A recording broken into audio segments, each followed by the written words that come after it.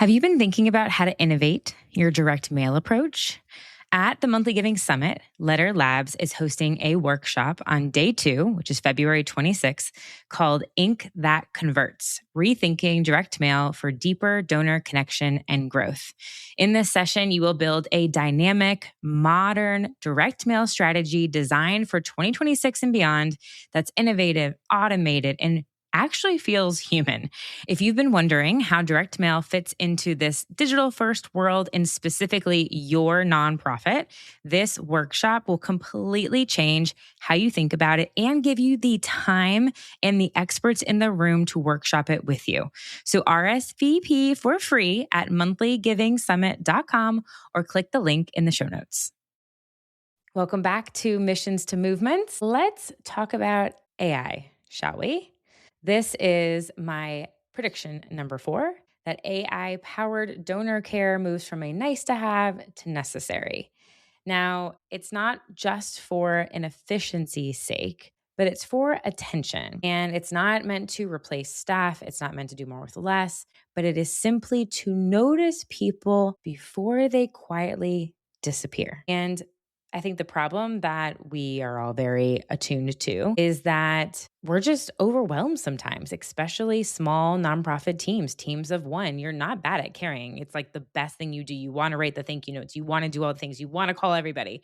But that's impossible as you start to especially scale. And most donor churn isn't a values problem. It's not a donor's losing belief in the mission problem. It's that frankly, credit cards expire and they just never get updated. It's failed payments that don't get followed up on quickly or beforehand. It's donors who meant to come back, but they just forgot because life is busy, or supporters who at the time needed a pause and instead they ended up vanishing. And I think unlike maybe in the dating world where people ghost you on purpose, I don't think that donors are ghosting because they don't care.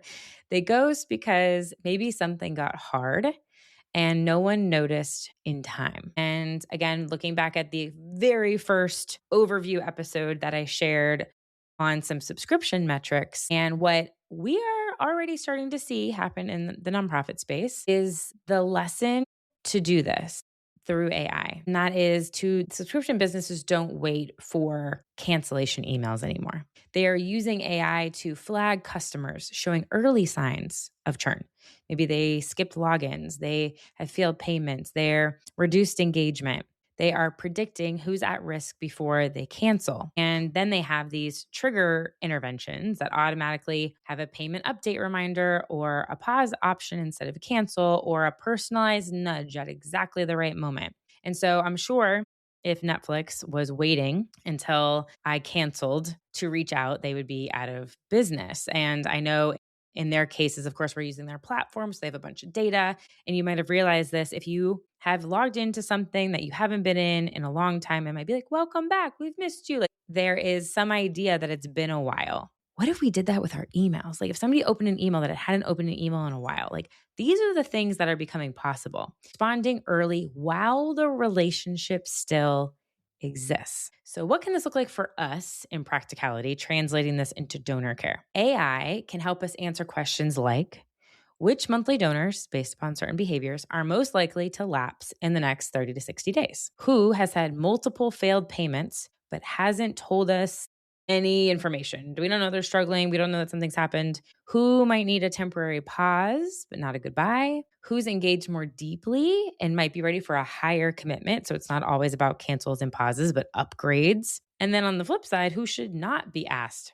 for an upgrade right now? So how could this look like in practical examples? Maybe a donor with 2 failed payments gets a kind email before they disappear. Maybe there is a long-time monthly donor who is offered a pause for a season if they're experiencing financial strain. Maybe there's a supporter who has opened literally everything but hasn't given again, and they get a story but not an ask. They go into a different journey. Maybe there's a donor showing really strong engagement and they get a personal upgrade invitation instead of a mass email. And this isn't unreasonable.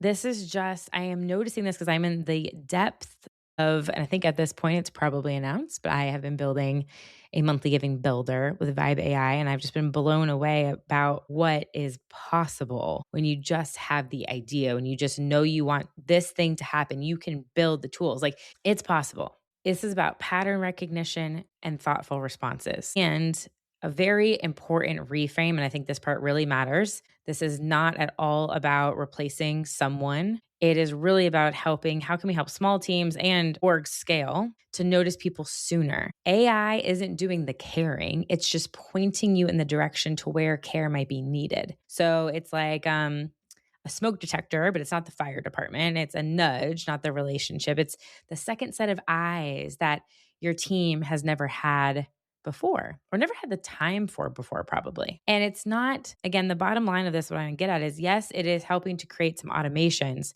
but it's about care at scale. And in a world where attention is our scarcest resource, I really think that the organizations that win are not going to be the loudest. They're just going to notice people first, and they're going to do it in a really personalized way. So as I close this episode, think about, what is that potential? What tools can you research that can fit this gap for you? What can you build on your own? And in the next episode, we're going to talk about prediction number 5 and why retention doesn't start after the gift anymore. It starts everywhere before it. So I'm very excited to dive into prediction number 5. I will see you in the next episode.